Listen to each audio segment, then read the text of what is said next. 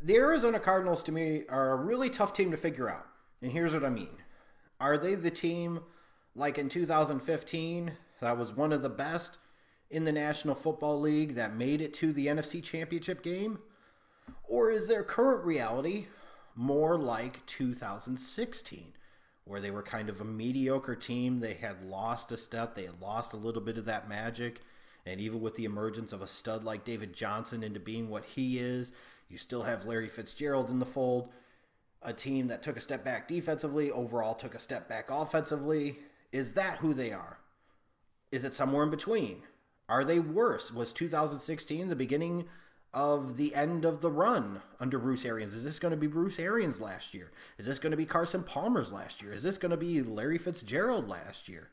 You know, a lot of questions to be about this Cardinals team. Are we going to see one last stand in the desert? Or did that time already come and now we're just kind of riding out the string? I really honestly don't know. This offseason, what happened? They lost Tony Jefferson. They lost Calais Campbell in free agency. You know, those are players you don't like to lose, but I don't know if it's necessarily crippling to that defense, but it definitely isn't a positive to lose those two guys, especially Campbell, who have been a bedrock of that defense for several years. Sure, you bring in guys like Antoine Bethea and Carlos Dansby. It's amazing that Carlos Dansby is still around in the league after all these years, but, you know, is that really going to make up for some of the guys you lost?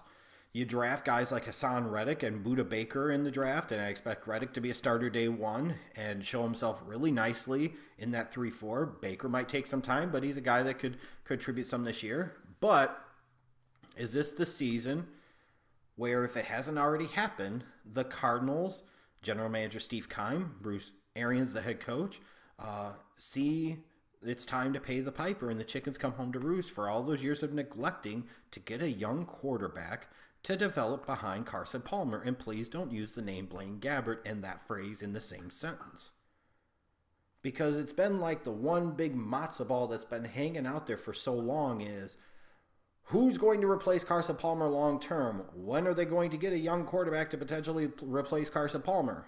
And after all that time, honestly, they still haven't done it. And I don't know if it's stubbornness. I don't know if it's stupidity. I don't know if it's overconfidence in Carson and or the system and the other guys behind him. But it's been head-scratching to me to figure out how this organization couldn't address the most glaring hole, deficiency, weakness, need that they had. So when you look at this team heading into 2017, what do you see?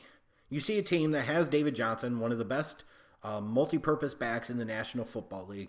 When he was coming out of UNI, if you remember heading into the 2015 draft, I told you this kid could play. I told you he was a sleeper. And man, he's far surpassed my expectations. You know, I thought he could be a starting NFL running back. I didn't think he would be this damn good. This is just crazy. Just crazy. I compared him quite a bit to Matt Forte. He ended up being better than Matt Forte. And I don't say that lightly, because Forte was a stud for the Bears for years. The fact is David Johnson is dominant. He's just better, and that's crazy. You got him in the third round. You've still got Larry Fitzgerald, a future member of the Pro Football Hall of Fame, a guy that has been your franchise player for over a decade now, a leader on the field, in the locker room, off the field, in the community. You know, you feel like as long as you have Larry Fitzgerald, things are right in the world a little bit. Then defensively, you look at a linebacking core that has Marcus Golden, has Chandler Jones, guys that could get after the quarterback on the edge.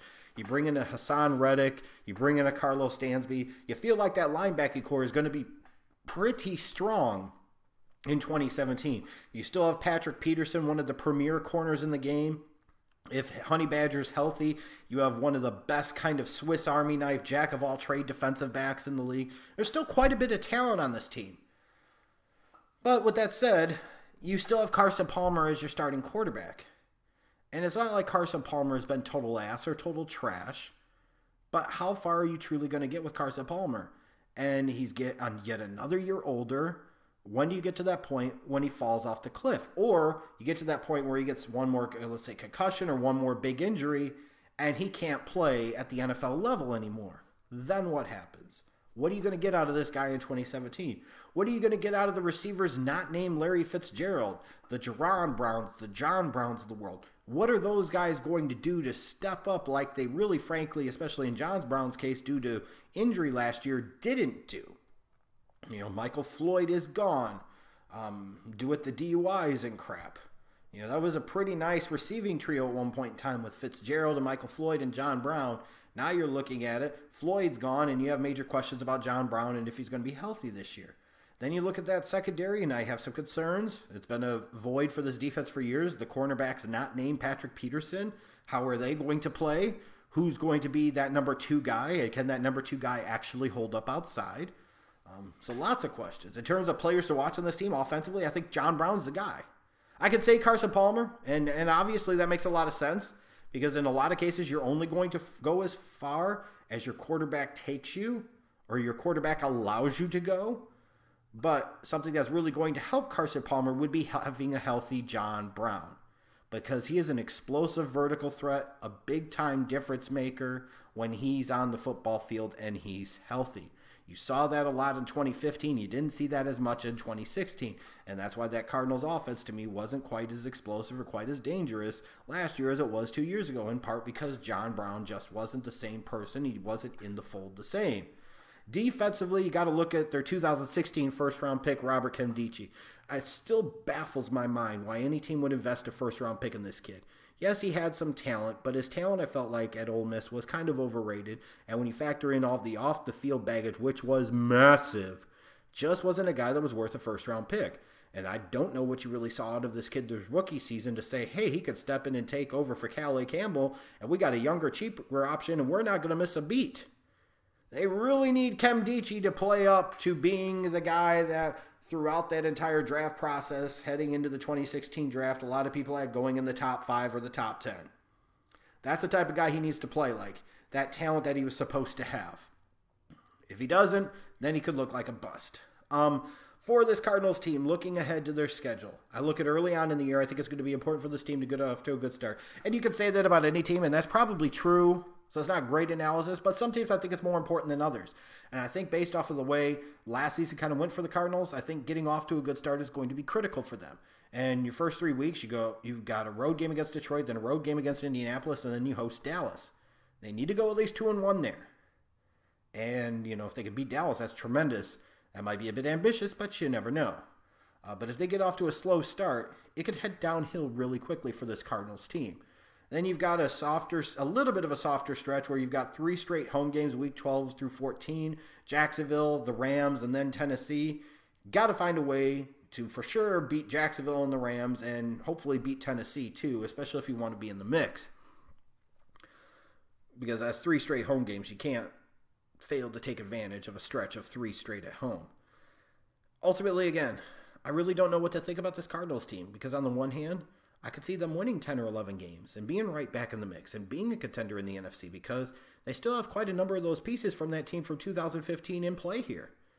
And that's with a superstar David Johnson that was just a role player as a rookie 2 years ago. But there's a lot of questions about this team. A Carson Palmer that's another year older.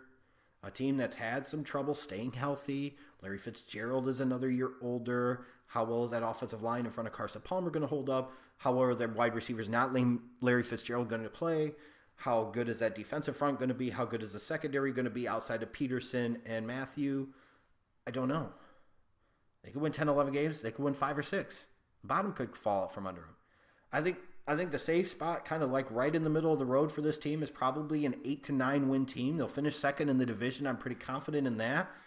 But while I don't think they're in as much trouble as, let's say, a Rams or especially a 49ers, I just don't see where they're in the class or the category of being able to contend all year long with the Seattle Seahawks in this division.